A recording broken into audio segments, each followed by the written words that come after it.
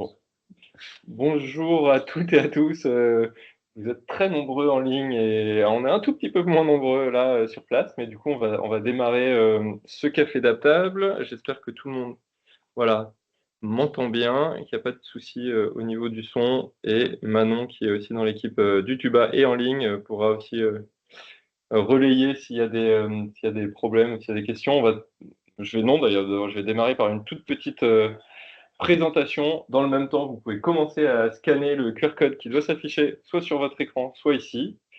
On aura un petit questionnaire juste après pour se présenter.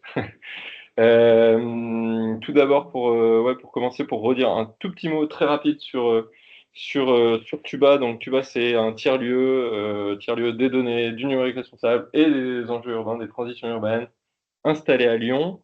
Dans le cadre de nos différentes missions, il y a une partie plutôt acculturation, donc action de sensibilisation, de médiation aux enjeux du numérique. Il y a une partie d'accompagnement des projets d'innovation ou de projets donnés. Et puis, il y a toute une partie donc animation de l'écosystème. Et donc, c'est ce qui nous réunit aujourd'hui à travers ce café d'Atable. Tout ce qui est voilà, sous le vocable d'Atable et correspond à cette animation de l'écosystème. Ça veut dire quoi? Ça veut dire organiser un certain nombre d'événements, comme aujourd'hui, donc des retours d'expérience. Récemment, il y a un petit mois, on a organisé aussi un hackathon autour de ces questions des données, voir comment on peut mobiliser les données au service d'un certain nombre de projets, qu'ils soient voilà, sur la mobilité, sur la gestion des déchets, sur la vente d'une entreprise, par exemple, aujourd'hui. Bref, tout un tas de sujets. Ces cafés d'Atap, c'est donc un retour d'expérience en 1 heure, en présentiel et en ligne. On essaye de décortiquer un projet, de le comprendre, de l'interroger, de le questionner aussi, avec un intervenant. Je laisserai Léo tout à l'heure se présenter. Mais voilà, ça vous donne ce que sont ces cafés d'Atable, qui sont ouverts à toutes et à tous. Donc n'hésitez pas à venir, à en parler, à inviter aussi vos collègues. L'objectif, c'est vraiment voilà, de présenter un cas d'usage, d'en parler, d'en discuter, d'avoir des échanges les plus riches possibles, et qu'on soit novice et ou expert de la donnée, bah, qu'on puisse repartir avec quelque chose, qu'on apprenne quelque chose et qu'on puisse aussi s'interroger mutuellement. Voilà pour la petite introduction, et je le dirai à nouveau à la fin, mais on vous enverra un petit questionnaire d'évaluation à la suite de chaque café. Donc, si vous pouvez prendre les 2 minutes nécessaires pour répondre à nos questions, ça nous permet aussi de mieux savoir si voilà, ces temps ont répondu à vos attentes, à vos besoins. Voilà. On va parler aujourd'hui donc d'anonymisation des données avec Léo Bourrel, qui est le patron, le fondateur de IA Lab. Je te laisserai te présenter évidemment. Et pour commencer, donc c'est pour ça que je vous demandais donc de scanner le QR code qui s'affiche à l'écran. On va commencer par un tour de table un peu virtuel. On a abandonné les tours de table où chacun se présentait parce que c'était un peu trop long. Donc on va démarrer comme ça avec quelques questions qui vont nous permettre aussi voilà, de savoir qui vous êtes, d'où vous venez et ce qui vous intéresse aujourd'hui dans ce café data. Donc on a 6 questions et je vais lancer hop, les questions. Donc si vous avez scanné le QR code, ça doit démarrer. Et la première question, c'est est-ce que vous avez déjà participé à un café data? Est-ce que c'est une première ou non? Je pense qu'il y en a déjà certains qui sont habitués de ce temps de questionnaire. Vous avez déjà participé. On a quelque chose qui est assez partagé. Donc, il y a encore quelques votes. Bonjour. Allez, je passe à la deuxième question. Donc plutôt une nouveauté. Bonjour. Pas de souci. Vous pouvez scanner le QR code là et on a une petite question, quelques petites questions. La deuxième question, c'est où est-ce que vous êtes situé? Est-ce que vous êtes sur le territoire de la métropole de Lyon, en région Auvergne-Rhône-Alpes, en Île-de-France ou ailleurs, au-delà? Je crois qu'il y a un certain nombre de personnes qui sont pas de la région et peut-être même à l'étranger, si j'ai bien compris les inscriptions. Hop, donc voilà. Ah, bah, beaucoup métropole et effectivement, aujourd'hui, peut-être une spécificité aujourd'hui, pas mal de monde extérieur. Hop, on continue. Vous travaillez pour, donc quel est votre employeur, la catégorie en tout cas, administration, collectivité, grande entreprise, start-up, PME, association, laboratoire de recherche, etc. Autre.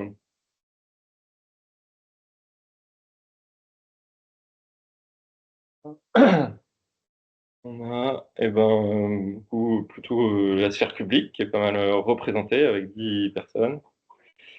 Mais pas que. Hop, je poursuis. Le nom de votre structure. Ouais. D'accord, ça va essayer de savoir un peu d'où vous venez. Donc, du CEREMA, de la métropole de Lyon, Alstom. Ouais, ça va trop vite là. La ville du Québec, voilà, c'est ce que je disais tout à l'heure. On a quelques invités en dehors de France. Ville de Lyon, si je ne l'ai pas dit.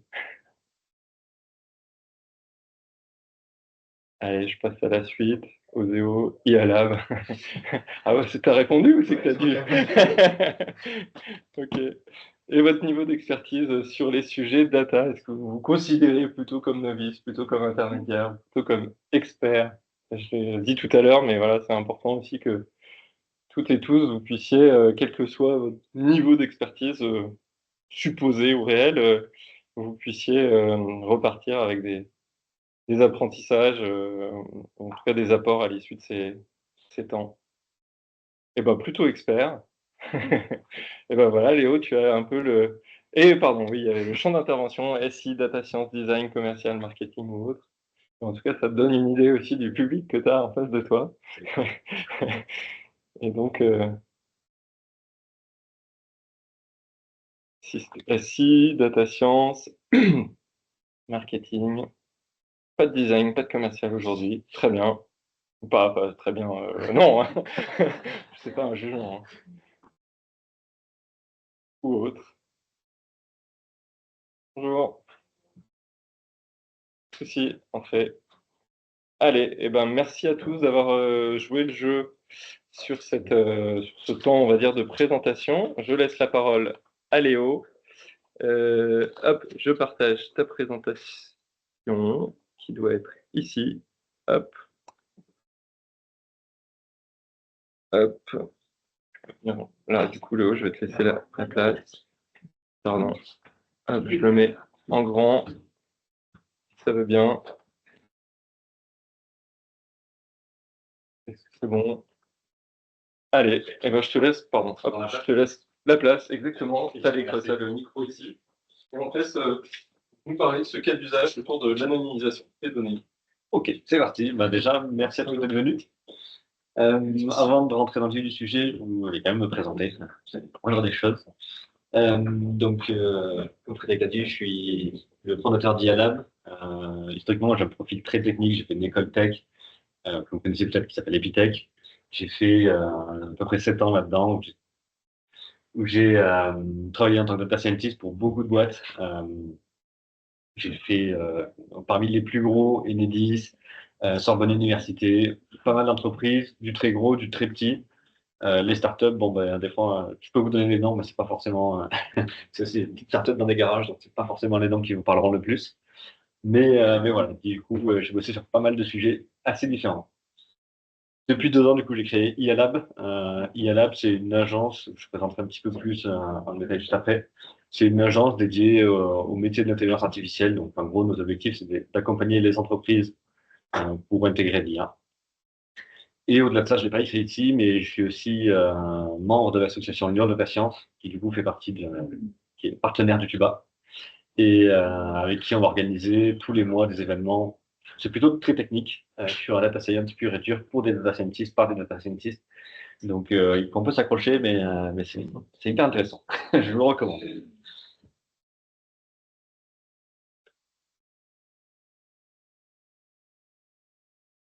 Ok. Juste un petit mot sur IALAB avant d'attaquer le sujet. Donc, on est une agence de conseil en IA. On fait trois choses. On fait de la formation, du conseil et du développement. Donc, l'idée de la formation, c'est d'accompagner les entreprises pour comprendre qu'est-ce que c'est l'IA. Le conseil, c'est pour une entreprise, c'est d'identifier tous les cas d'usage, comment intégrer l'IA au sein de l'entreprise. Et le développement, bah, ça donne la tâche, c'est-à-dire qu'on va créer les solutions pour les clients pour qu'ils puissent l'intégrer dans leurs outils. Et du coup, c'est dans ce cadre-là que j'interviens aujourd'hui, puisque le projet dont je vais vous parler, c'est un projet qui a été fait par IALA. Donc, vous l'avez compris, on va parler d'anonymisation des données. On va voir rapidement quatre grandes thématiques. Pourquoi c'est important? Quel est le contexte du projet aussi du client? Parce que ça, c'est hyper important. Comment on a résolu le problème? Alors, on va pas rentrer dans le très, très, très technique. On va juste rester un petit peu en surface de qu'est-ce qu'on a fait comme choix et pourquoi. Et enfin, les prochaines étapes du projet. Si on veut aller plus loin, qu'est-ce qu'on peut faire? Déjà, pourquoi c'est important? Bon, je pense que si vous êtes là, c'est que vous savez que c'est important, de manière générale. Aujourd'hui, il y a plusieurs choses. La première, et peut-être la plus, celle qui tombe un peu sous le sens, c'est la conformité réglementaire. Tout ce qui est RGPD, IA Act, toutes ces régulations qui entrent en jeu, vous demandent de garantir une certaine conformité, une certaine sécurité des données que vous avez. Si vous avez des données qui sont personnelles, vous ne pouvez pas les envoyer à n'importe qui, vous ne pouvez pas faire n'importe quoi avec. Et donc, l'idée, c'est d'avoir un peu des systèmes pour permettre de pallier à tout ça. C'est également de la protection de la vie privée. Enfin, ça va un peu dans le même sens, mais disons qu'au-delà du côté réglementaire, c'est aussi le côté vous ne voulez pas partager les données de vos clients à tout le monde. Si vous avez des données personnelles, vous n'avez pas forcément envie de les envoyer sur Facebook, sur ChatGPT, sur ce que vous voulez, toutes ces choses-là, tous ces outils-là sur lesquels vous n'avez aucun contrôle de la donnée, et ben, vous n'avez pas aucun contrôle de la donnée, donc vous ne savez pas ce qu'ils en font et vous ne savez pas comment ils vont être utilisés. Dernière chose, c'est un cas un peu plus spécifique, c'est la sécurité. Demain, vous stockez toutes les données de vos clients en dur, vous vous faites hacker, il y a une partie qui est perdue. C'est pas forcément ce qu'on va voir aujourd'hui, mais c'est quand même assez important parce qu'il existe beaucoup d'outils pour sécuriser les données, pour faire en sorte que les données que vous allez avoir chez vous, elles soient pas justement en brut, qu'elles soient pas accessibles dans les bases de données, mais plutôt avec des systèmes un peu de cryptographie, des choses comme ça, pour aller sécuriser tout ça. C'est une branche un petit peu à part, mais je pensais que enfin, ça me semble important de vous en parler aussi parce que ça fait quand même partie de l'enjeu de l'anonymisation. Donc le projet. On est une entreprise qui est venue nous voir. Alors, je ne peux pas divulguer le nom, vous vous en doutez, c'est un client.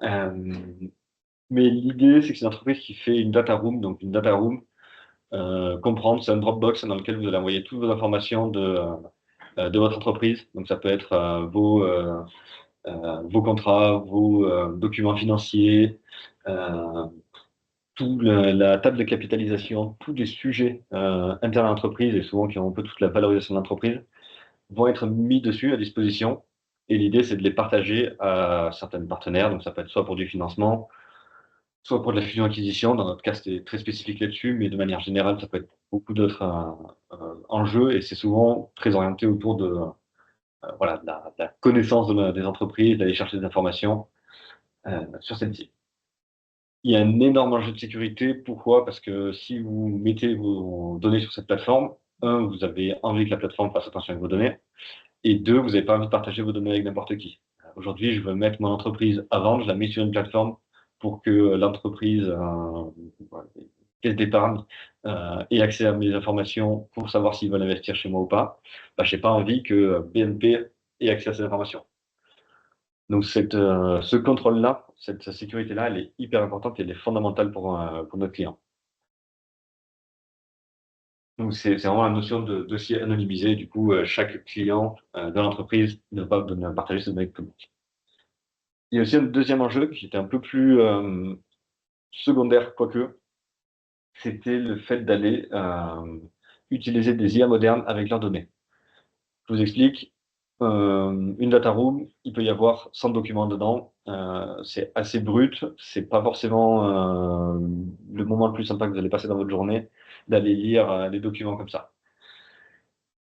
Donc l'idée, c'est de dire, l'entreprise va peut-être vouloir utiliser des modèles type OpenAI, etc., pour aller faire du résumé, pour aller faire de l'extraction d'informations, pour aller faire toutes ces choses-là. Le problème, c'est qu'ils envoient les données à OpenAI. Donc l'idée, c'est de créer un peu une couche intermédiaire entre nous et OpenAI ou autres, pour justement ne pas partager toutes ces informations-là. Euh, Les entités qu'on va essayer de détecter, donc vous l'avez compris, c'est juste pour remettre encore une fois un petit peu de contexte, sur les informations qu'on a, on a beaucoup d'informations qui vont être très spécifiques à l'entreprise, notamment tout ce qui est IBAN, BIC, RIB, carte de crédit. Il y a énormément d'informations qui sont disponibles dans ces documents.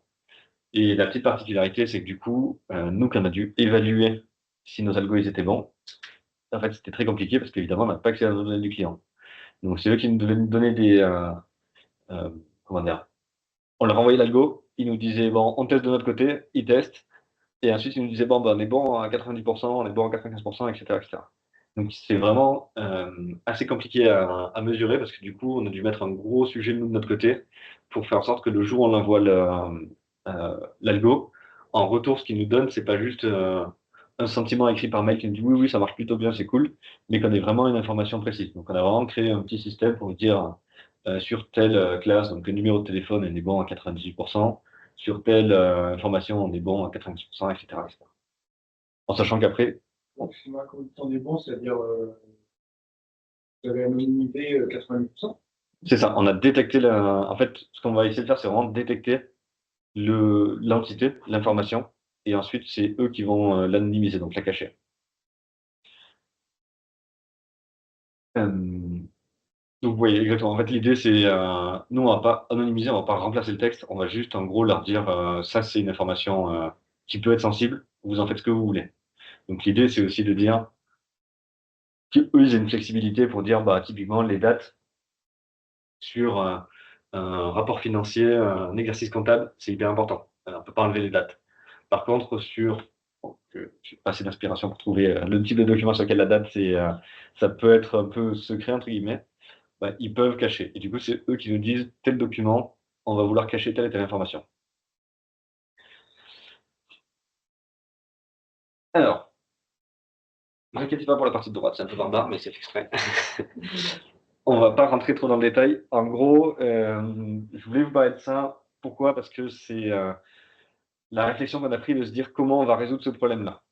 Donc vraiment, pour nous, c'était assez important d'avoir la plus grande performance possible, parce qu'évidemment, si on se plante sur 2% des résultats, ça peut paraître rien, mais en fait, peut-être que 2%, c'est hyper primordial pour le client, parce que ça veut dire, j'ai vendu tel pourcentage de part à telle entreprise, et en fait, c'est peut-être secret, il fallait peut-être pas le divulguer. Donc peut-être que le 2%, en fait, c'est hyper complexe. Enfin, c'est hyper important. Donc nous, ce qu'on a fait, c'est qu'on s'est dit, on va partir de l'IA, enfin, du système le plus performant possible. Qu'est-ce qui existe aujourd'hui? C'est les LLM, donc les modèles de langage, comprendre ce qu'il y a derrière ChatGPT, ce qu'il y a derrière Claude Anthropic, toutes ces choses-là. Derrière, il y a un algorithme. Cet algorithme, c'est un LLM. Il existe des versions de LLM qu'on peut héberger chez nous. Donc, l'idée, c'est de se dire, on prend un LLM, on l'héberge chez nous. Donc, on ne partage pas la donnée aux autres. On fait notre traitement et ensuite, on l'envoie à l'IA. Problématique, l'LLM, c'est nullissime pour ça. C'est vraiment pas du tout adapté. Et en fait, c'est quelque chose qu'on avait un peu sous-estimé au début. On s'était dit, bon, bah, ça marche pour tout en ce moment. C'est vraiment la solution magique quand on va faire du traitement de texte. On y va. Et en fait, bah, c'est plutôt très mauvais. On avait des performances, on devait être à hauteur de 70% des informations détectées. Donc, on s'est dit, OK, ça, on élimine. C'est nul. On passe à l'étape suivante. On a utilisé du coup une autre technologie, donc c'est des modèles de NER. NER, c'est pour Name Entity Recognition ou reconnaissance d'entité nommée en français. Donc en gros, c'est des modèles qui sont des IA qui sont entraînés exclusivement pour détecter un ou plusieurs mots dans une phrase. Donc globalement, c'est pile ce qu'on cherche. On a utilisé ça, ça fonctionne plutôt très bien. Honnêtement, on commençait à arriver sur des 90% de précision, des choses comme ça. Ça devenait intéressant. Sauf qu'en fait, on s'est rendu compte qu'il y avait certains cas spécifiques où c'était pas bon du tout. Euh, Typiquement, bah, en fait, pour les IBAN, carte de crédit et BIC, ça va être des choses qui vont être très similaires. Parce que dans la construction, un IBAN, ça commence toujours par FR ou enfin en tout cas le code du pays et je sais plus, une douzaine de numéros. Et en fait, c'est que des choses comme ça qui sont très normées, là où le modèle de NR, il n'est pas très bon pour ça. Lui, ce qu'il lui faut, c'est des trucs un peu plus libres, c'est des noms, c'est New York qui va bien détecter parce qu'il y a des majuscules au début de chaque mot. Enfin, les noms, il est très bon, mais les choses un peu codifiées, on va dire, là, il est moins bon. Du coup, on s'est dit, qu'est-ce qu'on peut faire pour aller plus loin? On est allé sur de l'expression régulière. L'expression régulière, c'est ce petit schéma qu'on voit sur la droite. En gros, c'est des règles, c'est que des règles de syntaxe. Donc, typiquement, Donc, ce qu'on voit sur la gauche de l'écran, enfin sur la gauche du schéma, c'est tous les caractères en majuscule ou en minuscule sont autorisés. Ensuite, deux occurrences de je sais plus trop quoi après. Bref, c'est vraiment quelque chose de très codifié, c'est très pénible à écrire, mais par contre, ça donne des résultats parfaits. Parce qu'on sait que si on a une IBAN qui est bien structurée, c'est toujours la même chose, c'est toujours deux lettres du pays au début, 12 caractères après, c'est hyper simple.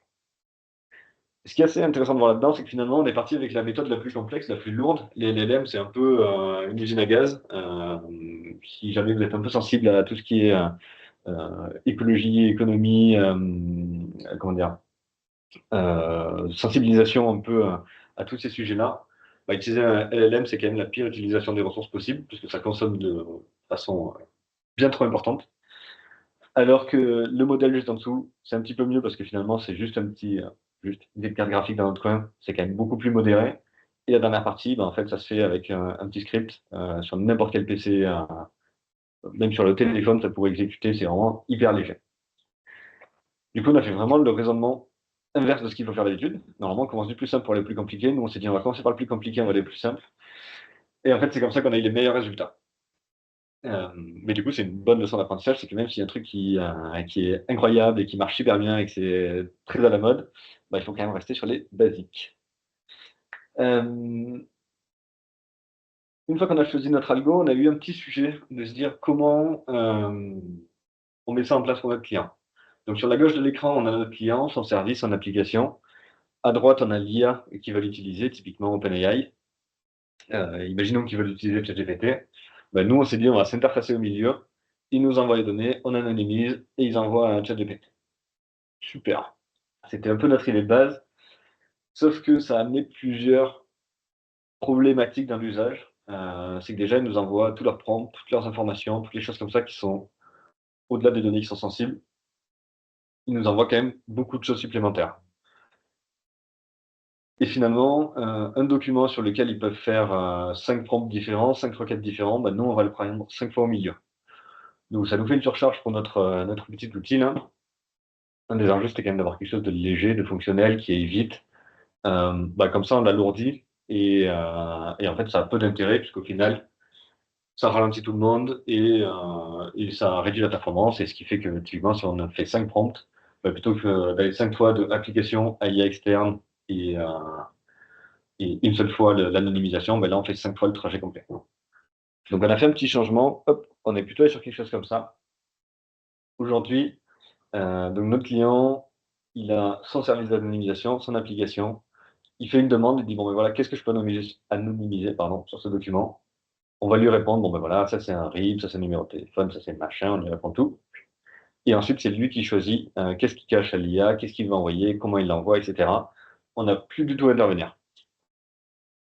C'est un changement qui paraît assez simple comme ça, mais finalement, dans la volonté du client, au début, on était plutôt sur la première étape, et ensuite, on est sur la seconde. Et en fait, on a fait ça vraiment pour alléger la charge sur la partie anonymisation. Car on avait avant, bah, je ne me souviens plus des chiffres exacts, mais 10 000 requêtes par jour, on descendait à 1000 requêtes par jour. Donc, on n'est quand même pas sur la même charge, pas sur le même usage. Et encore une fois, si on réfléchit d'un point de vue que ce soit économique ou écologique, ça a du sens de faire le travail une seule fois et pas de le refaire 1000 fois. Donc, c'est la solution qu'on a proposée au final. Euh, donc, en gros, aujourd'hui, le modèle qu'on a utilisé, c'est un modèle hybride. On fait de la détection d'identité avec le modèle de NER et ensuite, on va envoyer des expressions régulières pour aller chercher certains cas particuliers. Gros avantage, c'est qu'on est rapide, léger, performant. Euh, j'ai mis les statistiques. Globalement, on a 95% de précision au sens général. Je n'ai pas mis de classe par classe. On a des classes où on est très bon. Typiquement, traiter une adresse mail, c'est hyper facile. Traiter un numéro de téléphone, c'est foireux parce qu'en fait, on confond avec la carte de crédit. Et ouais, c'est que des numéros à la suite. Forcément, ça plante. Mais en même temps, c'est moins grave de perdre un numéro de téléphone. Carte de crédit, c'est grave. Mais un numéro de téléphone, c'est pas très très grave. Par contre, euh, d'autres informations comme le BIC, IBAN, tout ça, c'est beaucoup plus grave. Mais au global, on a 95% de précision. Donc, on était quand même plutôt satisfait. Pour un premier résultat qui était quand même, enfin pour un projet, j'en ai pas forcément parlé, mais c'est un projet qui nous a duré peut-être une vingtaine de jours, c'est quelque chose comme ça. Donc, c'est quand même, on est quand même allé assez vite pour avoir un bon résultat. Donc, avantage, rapide, léger, performant. Globalement, on a une API sur un serveur. Ça tourne, on a besoin juste d'une carte graphique parce qu'on a quand même le modèle de NVIDIA. Et c'est tout ce que ça fait. L'inconvénient, c'est les conflits entre les entités. J'en ai parlé très rapidement là sur le fait d'avoir les numéros de téléphone et les IBAN ou des choses comme ça. En fait, c'est hyper commun et c'est hyper difficile de savoir qui a tort, qui a raison. Si j'en ai un qui me dit ça c'est le numéro de téléphone et l'autre qui me dit ça c'est le IBAN, lequel a raison? Et ben voilà. Donc il y a plein de méthodes de faire, soit on rajoute de la logique, on dit bah c'est nous qui estimons que l'IBAN c'est plus important que le numéro de téléphone, du coup on va plutôt mettre ça en priorité et c'est des règles logiques. Ou alors on va essayer de faire séquencer les étapes de détection. Typiquement, je commence par l'IBAN, ensuite j'envoie mon modèle pour aller chercher les numéros de téléphone, ensuite j'envoie machin, et de dire le premier qui trouve, c'est pour lui et c'est sa classe. Pour l'instant, on n'a pas réussi à trouver une solution optimale. Donc, ce qu'on a fait, c'est qu'on a proposé au client de lui dire, bah, nous, on te renvoie tout, et c'est toi qui fais les choix. Est-ce que c'est la meilleure solution? Honnêtement, je ne sais pas. Mais ça nous permettait d'avoir quand même, de garder, nous, des bonnes performances, lui, le contrôle sur ce qu'il voulait derrière.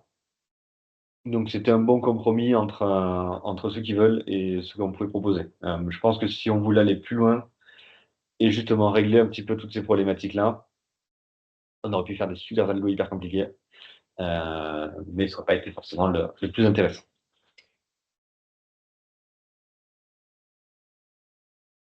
Ouais. Mon cousin, il coche des cases en montage, comment je le cache.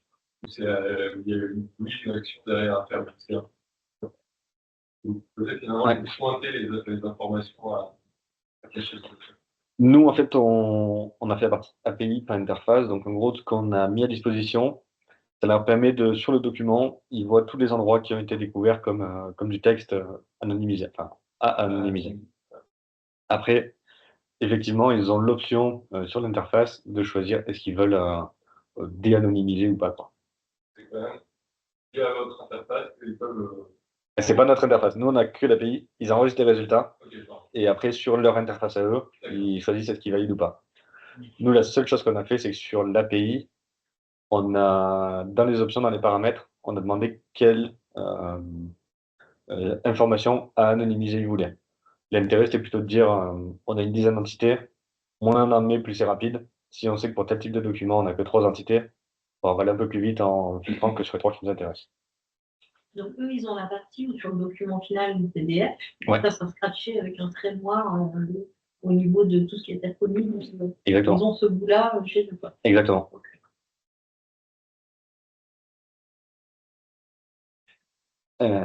Comment? Merci. Non, pas de souci. Donc, en gros, c'est là où on s'est arrêté pour le projet. D'ailleurs, j'y pense, mais dans les prochaines étapes du projet, il y avait plein de choses. En gros, le service qu'on a mis à disposition, ce qui est intéressant, c'est que finalement, déjà, il peut être utilisé pour énormément de choses. Donc, en fait, qui est en étape numéro 2 ici, ce serait peut-être la première chose, c'est de se dire comment on peut le réutiliser pour d'autres choses. Donc, on a anonymisé du texte, on peut aussi détecter des logos. Vous avez un document, bah, on est au Tuba, peut-être sur le PDF, en haut à gauche, il y a le logo du Tuba. Si vous voulez absolument anonymiser tout ce que vous faites, vous avez envie d'anonymiser pas que Tuba et s'il reste le logo à côté, bon, c'est un peu dommage. Si vous anonymisez aussi le logo, comme ça, on détecte de plus en plus de choses. Il y avait les logos, les signatures, qui étaient un peu les étapes suivantes, et ça donnait un peu plus du traitement d'image. Là où on était sur du traitement de texte, là, on va aller vraiment sur de l'image, comment on cache l'information. Première chose, du coup, que j'avais noté, c'est l'amélioration des algorithmes. Bon, vous l'avez compris, 95% de précision, c'est très bien, parce que c'est l'engagement qu'on a avec notre client d'aller jusqu'à ce niveau-là. Maintenant, je pense que avec du recul, si on avait peut-être nous déjà un peu plus accès aux données pour voir ce qui pêche, ce qui fonctionne, on aurait pu aller chercher un petit peu plus loin et aller essayer d'aller grappiller 2, 3, 4% en plus.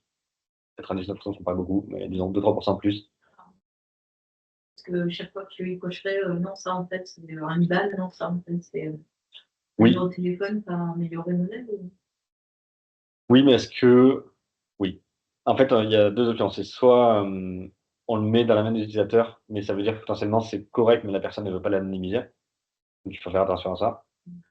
Et après, effectivement, on peut faire par renforcement. Il existe des moyens aussi où on va créer un modèle et il va s'entraîner sur des données. Et en fait, le modèle s'entraîne que sur des petites données sur lesquelles il va apprendre. Et c'est décorrélé, du coup, nous, on n'a pas accès aux données. On n'a accès que au modèle sur lequel on s'entraîne. Je le mets.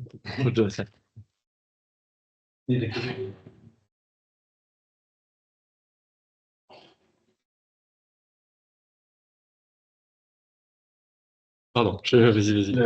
Effectivement, l'apprentissage, c'est un vrai sujet. Donc, pour moi, il faut quand même décorréler un petit peu les deux. Parce que le retour utilisateur, ça ne veut pas forcément dire que l'algo est pas bon. Mais si on arrive à indiquer, à noter, en fait, on peut entraîner l'algo comme ça. On n'a pas fait de boucle d'entraînement non plus sur l'IA. C'est-à-dire que nous, le modèle, on l'a mis dans une API, on l'a livré au client, il l'utilise comme ça. Je pense que l'étape effectivement supplémentaire, c'est peut-être de dire qu'il y a une boucle d'entraînement qui fait qu'au fur et à mesure, on apprend et si le modèle, si l'algorithme, si le client veut ajouter plus de données, il peut lancer le script tout seul pour aller entraîner, améliorer, etc. Ce n'est pas forcément une demande du client, du coup on l'a pas fait, mais ça peut être en termes de Oui, bien sûr. Merci. Et troisième chose que moi je trouvais hyper intéressante, que j'aurais aimé qu'on pousse, et peut-être on poussera la vie, c'est pas encore fini, c'est ce qu'on appelle l'impersonation. Donc c'est le fait de se mettre, de remplacer les valeurs par d'autres valeurs.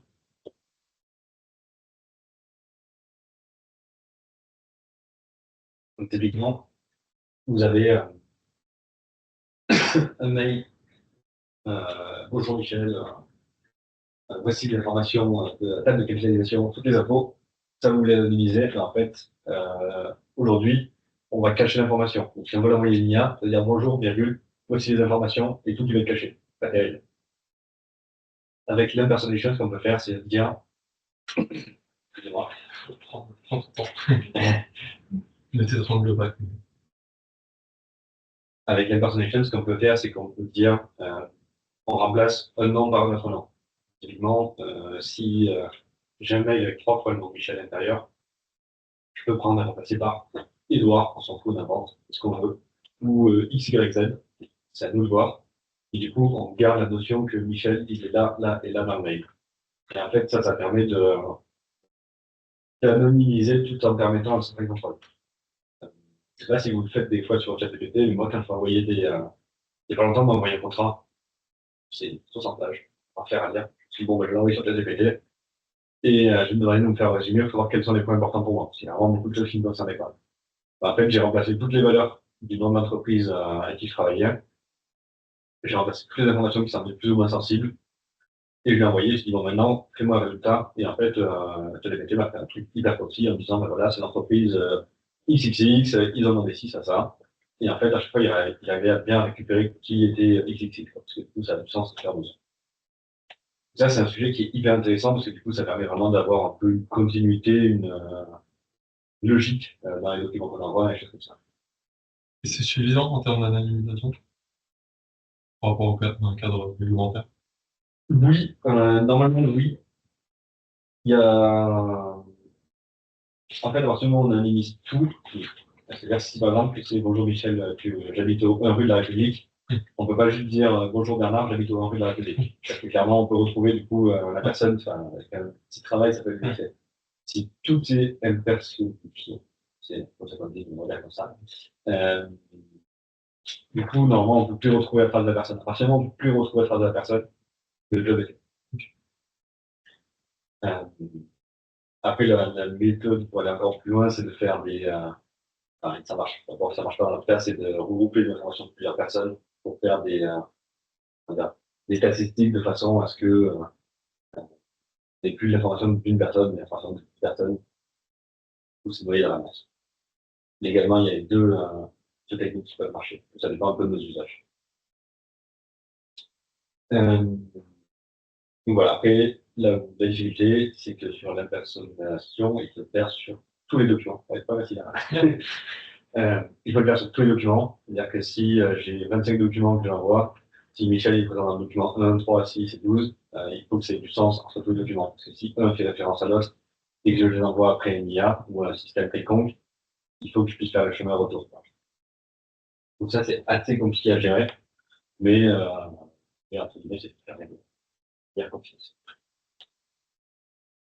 Est-ce que déjà vous avez des questions par rapport à ça? À l'impersonnation, si le choix d'anonymiser chez le client, vous envisagez comment? Bah, nous, on peut. Alors, effectivement, ça veut dire qu'on prend une part de l'information.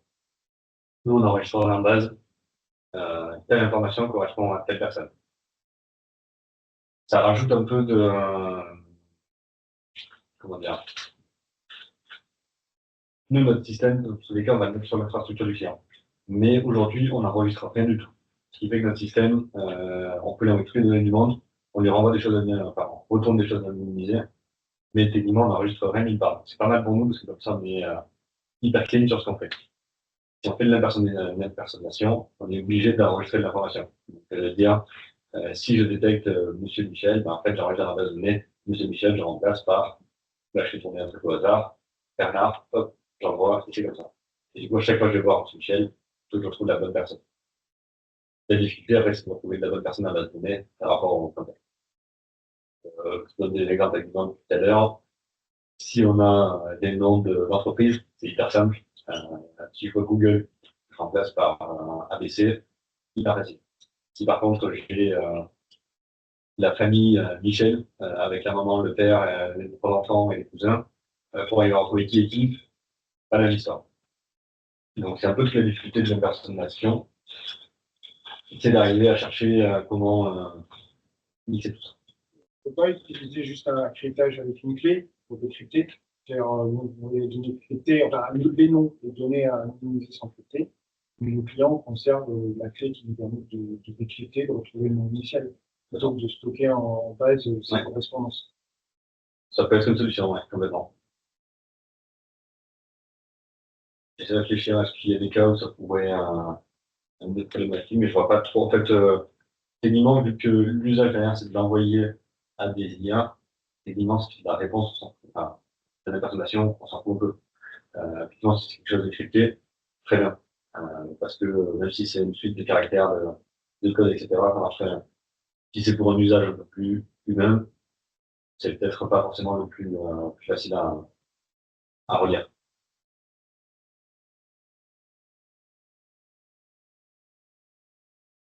En fait, la problématique, donc, c'est qu'à la base, aux données de base, finalement, c'était un peu, j'allais dire, un data centre, avec différents types de données, quoi, structurées, non structurées, et d'où parce que vraiment, votre problématique, c'était surtout de mettre en place une recherche de qu'est-ce que je vais analyser. Alors qu'on aurait des données structurées à la base, on aurait très bien pu les pousser déjà anonymisées dans la data room. En fait, oui, la difficulté, nous, on a, sur ce qu'on gère, c'est essentiellement du texte, l'information qu'on reçoit. Mais effectivement, l'enjeu, c'est que les données qu'on reçoit, ça peut être tout et n'importe quoi. Globalement, on a. Les images, les signatures, C'est ça. Globalement, on a toujours les mêmes types de données, c'est du Excel, des PDF et du texte. Mais c'est en théorie. Dans la pratique, on a des gens qui envoient des schémas faits sur PowerPoint. Super. Ça, c'est impossible, hein. C'est une pénibilité à lire qui est sans nom, et ça rentre vraiment dans un cas particulier. On observe par aussi de 95%, c'est parce qu'on sait très bien que, quoi qu'il arrive, on a beau faire le meilleur algo du monde, si la donnée qu'on nous envoie est pourrie, on n'apprend rien, tout ça, ils sont aussi. Et aujourd'hui, nous, on a posé des contraintes un peu aux clients, de leur dire, on va traiter tel type de document, tel type de document, de pouvoir prendre des schémas, faire tout de suite sur la question. En fait, on sait très bien qu'on peut essayer de détecter quelques informations qui vont être écrites, des dessins de comment fonctionne l'organisation.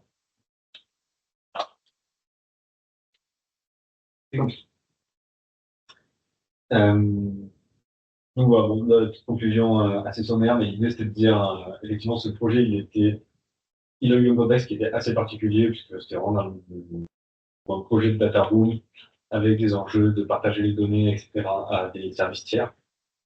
Mais en réalité, c'est une problématique qui est assez courante, puisqu'aujourd'hui, je ne sais pas si vous avez entendu parler du Shadow AI, c'est les personnes dans une entreprise qui vont utiliser l'IA malgré le fait que ce soit interdit par l'entreprise. Typiquement, en tout cas, que ce soit pas contrôlé, on va dire, par l'entreprise. Typiquement, vous avez une équipe de 100 personnes, vous leur dites, bah voilà, on vous met une à disposition, ce système, truc muche, bah déjà, on va dire, en plus, super, moi, je m'en fous, je vais prendre mon OpenAI parce que ça marche très bien. J'écris tout dessus, j'envoie tout de l'entreprise parce que, on fiche un peu. Et voilà. Et ça, c'est une réelle problématique. On ne pourra pas l'éviter à 100% avec la solution qui est proposée aujourd'hui et ce dont je parle. Mais malgré tout, on peut essayer d'avoir une couche supplémentaire. On peut essayer de réfléchir à des moyens pour dire, bon, bah, quitte à ne pas, quitte à savoir que le shadow existe, comment un système d'anonymisation intermédiaire peut essayer de lutter. On pourrait dire, bah, on prend la même interface que ChatGPT, on dit aux utilisateurs, bah, regardez, c'est ChatGPT derrière, ne vous inquiétez pas, vous n'avez pas besoin d'y aller. Et vous faites une petite couche de programmation au milieu pour dire, hop, au milieu, j'anonymise. Donc, tout ce que j'envoie à ChatGPT est anonymisé. En fait, là, ce qu'on a développé, c'est vraiment un intermédiaire qui peut être utilisé dans beaucoup de cas.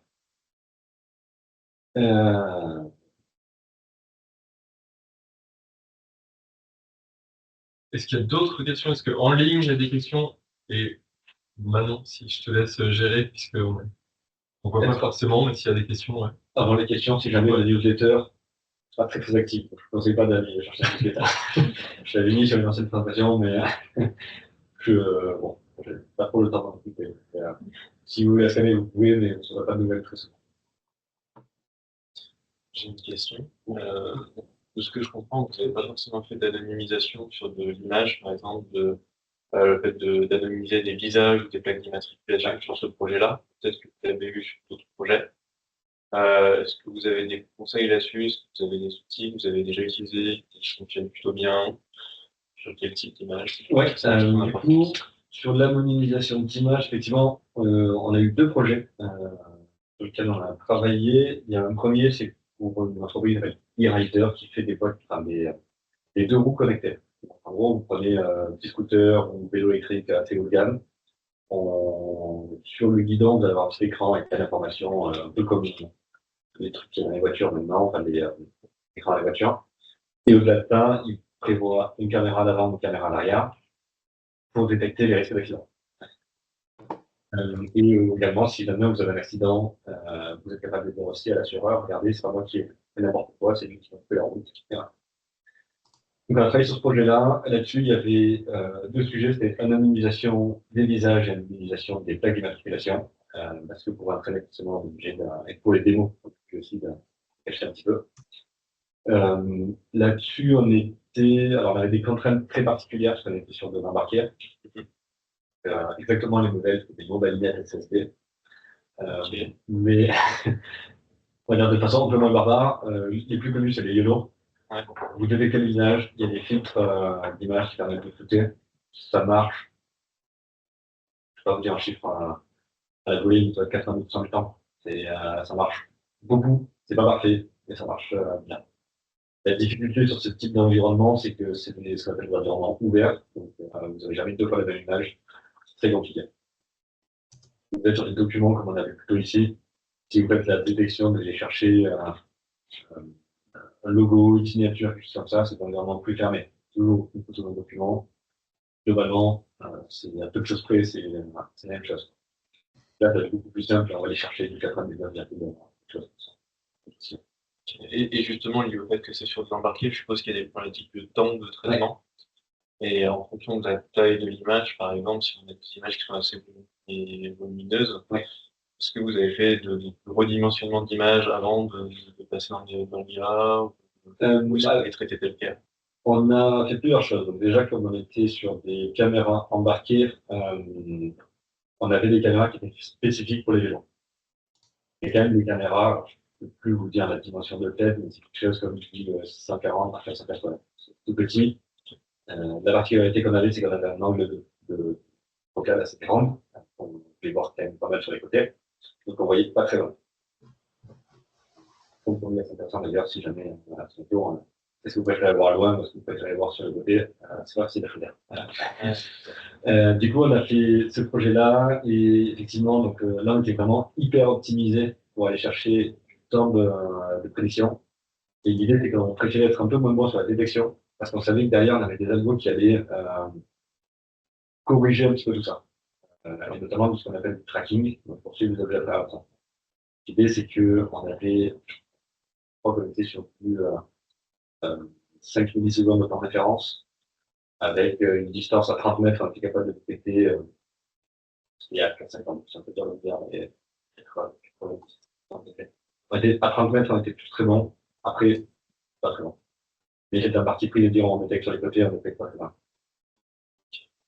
Et d'un point de vue un peu moins technique, d'un point de vue légal, normalement, il y a un temps dans lequel on a le droit de garder des images non anonymisées avant de les traiter. Ouais. Je crois que c'est dépendant des pays pour les images, parce que c'est des sujets sur lesquels vous avez travaillé. Non, pour le coup, et puis en plus là sur donc sur ce projet-là, typiquement, c'était que du temps réel. Donc, exactement. Donc, à la limite, on a enregistré quelques images de fois de temps en temps pour les envoyer sur un serveur pour entraîner nos algos derrière. C'était très rare et honnêtement, on l'a fait que en France parce que les marchés cibles étaient en France. On a un autre cas où on travaille pour Sorbonne Abu Dhabi, pour lesquels on propose un petit algo qui va détecter tous les objets possibles dans le parc. Évidemment, au milieu de ça, il y a des humains. Donc on va essayer de prendre les visages, de toucher. Je sais pas si je vais regarder ça à la caméra. Après, ils sont dans Abu Dhabi, du coup, la RGPD, bon. Voilà. On stocke tout et après on voit. Okay. C'est pas la meilleure façon de faire. Ils nous ont pas amené beaucoup de contraintes non plus de ce côté-là. Et honnêtement, on est sur un projet très très court. Et le but, c'est vraiment juste de faire une faisabilité technique de tout ce qu'on propose. Je pense que si demain on voulait industrialiser quelque chose comme ça, effectivement, on mettrait en place une vraie stratégie de comment récupérer les données, combien de temps de stock, comment on floute. Est-ce qu'on est sûr qu'on a au moins un pourcentage de performance pour pas stocker des visages au milieu. Ouais, ça marche vraiment. L'anonymisation, si j'avais entendu qu'il y avait Claude, pardon, la question, parce que en ligne, c'est pas dans le floutage, est-ce que ça fonctionne bien Alors, par rapport à d'autres outils qui peuvent déflouter? Ça fonctionne bien. Ça dépend en fait de ce que vous voulez en faire derrière. Typiquement, le premier cas du temps réel, c'est plus pour de la démo, donc c'est pas très grave. Demain, effectivement, je prends une photo, je floute, une photo de bonne qualité, je floute, et je demande à des systèmes d'aller déflouter. Ils seront capables d'aller comment dire, c'est de la suggestion. C'est pas forcément, ils ne retrouveront jamais l'information de base, mais ils arriveront à retrouver un peu d'informations. Maintenant, il y a différents niveaux de floutage. On peut faire un énorme, si on prend le carré pour l'usage, on peut mettre un énorme patch gris, noir, et c'est de l'anonymisation. Souvent on floute parce que c'est toujours un peu mieux de voir un peu près du visage quand même, de comprendre que c'est une personne et que c'est pas un gros patch noir. Mais en réalité, si on veut vraiment anonymiser à 100%, on peut faire un gros patch. En ligne, je crois qu'il y a des questions. Ouais, merci Frédéric. Il y a Arnaud qui lève la main. Alors, je ne sais pas si tu as déjà pu poser ta question, parce que je vois Non, ton écran. Ah bah parfait, bah vas-y alors. Elle était un peu souvent, même sur tout début, mais par rapport à le besoin d'anonymisation des données, je comprends que les entreprises veulent être prudentes, mais au final, je me pose la question, est-ce qu'on a quantifié le risque d'envoyer des données privées à des LLM, dans le sens où s'ils ne respectaient pas minimum la sensibilité des données, ils devraient être interdits par le RGPD en France. Et demain, s'ils utilisent nos données pour entraîner leur modèle, en se faisant une query assez précise, on va pouvoir avoir des données personnelles qui reviennent, ce qui n'est pas le cas. Donc, ma question est, est-ce qu'on a vraiment un risque ou c'est juste un aveu de prudence qu'on a en France de dire non, mais en fait, j'ai pas confiance en eux, donc je fais des choses en plus. Il y a un vrai risque. Alors, c'est de moins en moins vrai parce que plus les outils sont matures, plus ils vont faire attention. Mais il y a un vrai risque. J'ai plus le nom d'entreprise, mais je crois que c'était quelque chose comme IBM ou quelque chose comme ça. Au début de OpenAI, ils se sont fait taper sur les doigts parce qu'en fait, tout le monde envoyait leurs données sur OpenAI. Et en fait, il y a eu une fuite des données énorme et ils ont retrouvé dans un certain moment plus tard. Il y a aussi des personnes qui s'amusent à aller chercher, à aller taper des milliers de fois certains mots qui n'ont aucun sens, des phrases qui n'ont aucun sens, pour voir après si une itération plus tard de OpenAI, d'un GPT, voir s'il revient. Donc typiquement, si je tape 1000 fois voilà, le mot oiseau suivi de panda, ce qui pourrait, enfin, voilà, chaise, je sais rien. Ben, en fait, si je commence à taper 2 fois ensuite le mot, 2, 3 fois le mot, si ChatGPT me propose la même continuité que ce que moi j'avais envoyé il y a 6 mois auparavant, c'est qu'il a enregistré l'information. Il y a des gens qui s'amusent à ça. Donc, la réponse, enfin, honnêtement, OpenAI, qui est le plus gros aujourd'hui de faire de lance sur tout ça, ils ont mis en place un système pour dire est-ce que j'autorise à ce qu'on réutilise mes données pour l'entraînement? Oui, non. Maintenant, c'est une boîte qui n'est pas européenne. Ils ont du coup tous leurs serveurs qui sont hors Union européenne. Ils n'ont pas d'obligation légale à respecter les RGPD. À partir du moment où il y a des serveurs qui sont en France, ils auraient l'obligation de le faire. Maintenant, on peut imaginer aussi qu'ils sont en train d'ouvrir des bureaux à Paris, donc ils ont tendance à ouvrir des serveurs aussi en France. On va dans le bon sens, mais disons que c'est pas parfait. Et encore, on prend le cas d'OpenAI tout à l'heure, parce que c'est un peu le cas le plus classique et que ça parle à tout le monde. Mais sur d'autres entreprises un peu moins connues, on va dire, ou sur des IA qui vont être en Chine ou peu importe, en fait, on ne sait pas trop ce qu'ils vont faire avec. Et, voilà, c'est pas un excès de zèle. C'est bien de le faire. Ok, merci. Une autre question, je crois, en ligne.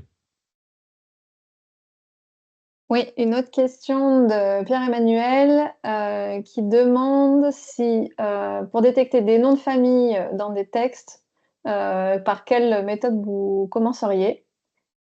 Et j'enchaîne juste une autre question, comme ça vous aurez les deux. Le RGPD, ça s'applique aussi aux boîtes étrangères installées à l'étranger qui ciblent des Européens, non? Donc, question-réponse. Pour moi, ça cible ça dépend du stockage des données. Après, je ne suis pas un expert en RGPD.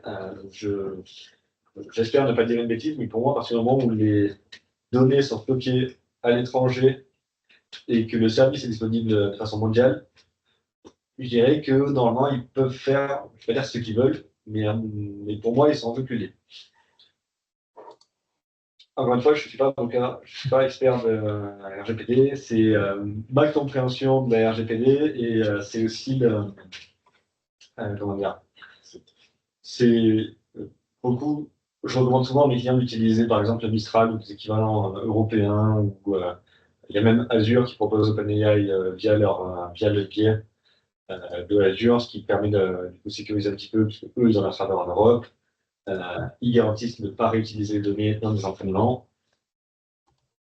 Donc, c'est une question de où on veut se placer sur la confiance et sur le risque, on va dire, d'aller partager des données. Est-ce que je préfère partager des données à Mistral, qui est une entreprise française, qui a les serveurs en France et qui est en dehors des investisseurs et toute française, ou est-ce que je veux l'envoyer à OpenAI, qui est américain, avec des serveurs américains, gérés par des fonds américains, et petit petit. Après, pour répondre à la première question, du coup, sur comment serait, pour moi, les modèles de reconnaissance d'identité, si vous avez un petit bagage tech, je ne sais pas si vous connaissez peut-être Hugging Face, qui est l'outil qui permet de récupérer des modèles assez facilement. Ils vous fournissent quasiment tout le code, honnêtement, même sans une grande expérience, vous connaissez un petit peu rapidement les bases du code, on va dire. On peut mettre en place quelque chose qui va très vite et où, par défaut, vous obtiendrez quand même des bonnes performances. Après, si vous voulez aller, enfin, donc ça prend la tête. Après, vous pouvez faire plein de choses pour améliorer.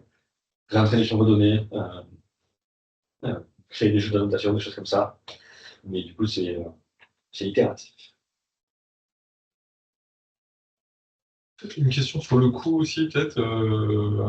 C'est compliqué évidemment d'y répondre, mais sur un outil tel que vous, tu l'avez développé, pour une utilisation sur un autre cas d'usage, c'est quoi le coût? C'est quoi le coût notamment De run, enfin le coup ouais, exactement. Ouais. Une Une idée un peu. Oui, pour l'avoir fait. Ouais, par exemple, si on veut utiliser le même outil sur des données autres, mais dans un autre contexte, sachant qu'il y a une partie de développement, donc j'entends bien, mais si on met entre guillemets met de côté la partie développement. Alors, juste la partie d'exécution. Aujourd'hui, pour aller vite, le client, il a vu le modèle, il a pris un GPU. Donc, aujourd'hui, sur une machine cloud avec GPU, on n'est pas sur de grosses machines, mais malgré tout, on va être à 300-400 euros par an. Il y a 5 ans, ça aurait coûté moitié prix, mais aujourd'hui, les GPU, ça coûte très cher. Donc, pas le choix. Après, le coût de développement, ça, c'est un peu plus. Ça dépend. Aujourd'hui, là, sur ce projet-là, on était sur un budget d'environ 10 000 euros. Ça dépend si demain on a exactement le même projet ou s'il y a d'autres versions différentes. C'est déjà ce qu'on peut discuter après. Je ne voulais pas te demander ce Non, non, non, mais il n'y a pas de. C'est un jour de charge.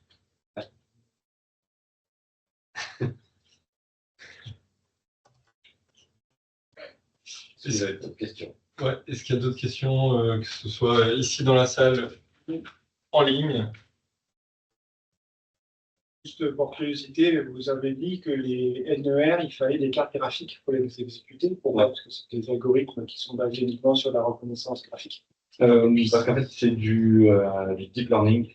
Donc, tout ce qui est deep learning aujourd'hui, on va être sur des cartes graphiques, puisque c'est question d'optimisation. Les calculs sont beaucoup plus rapides. Et typiquement, sur un projet comme ça, alors l'idée, c'est un Crossmile sur un CPU, donc un processeur classique.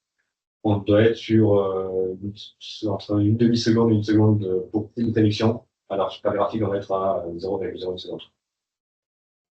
Et un des avantages, c'est aussi ce qu'on appelle de batch, de regrouper. Si jamais demain je reçois 100 requêtes, j'envoie tout d'un coup à mon IA qui est sur GPU. Ça va me prendre pas 100 fois plus, mais peut-être 10 fois plus de temps. C'est une optimisation qui est permise par les GPU.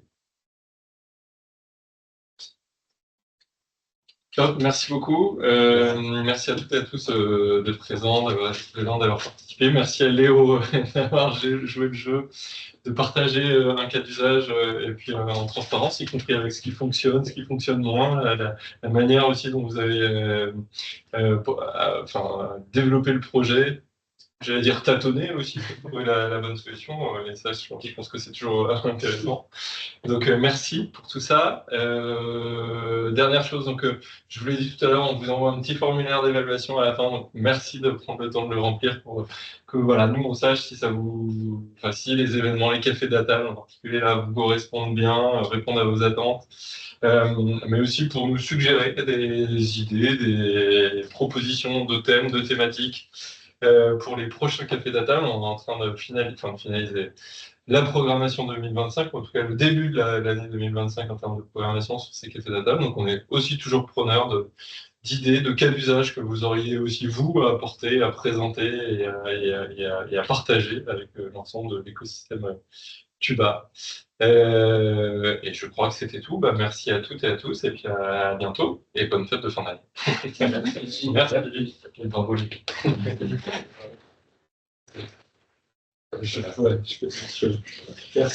et à toutes, en ligne, y compris.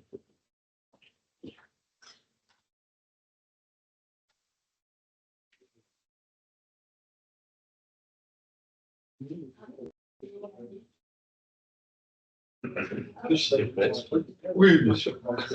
Tu vas voir,